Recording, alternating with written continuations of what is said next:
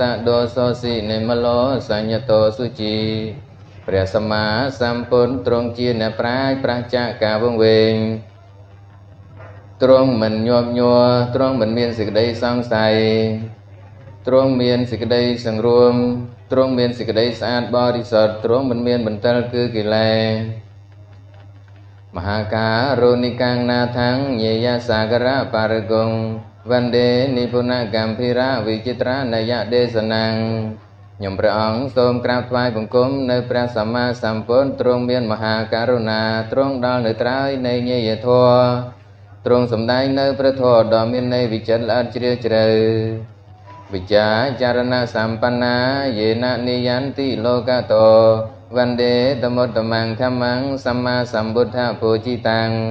ព្រះសម្មាសម្ពុទ្ធនិងព្រះអរហន្តទាំងឡាយបរិបូរណ៍ដោយវិជ្ជានិងចរណៈ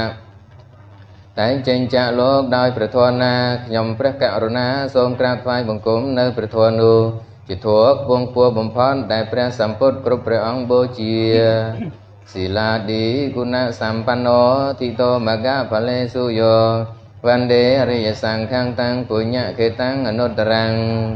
ព្រះរិយសង្ឃអង្គណាបរិបូរណ៍ដោយគុណមានសីលគុណជាដើមតាំងនៅក្នុងមគ្គនិងផល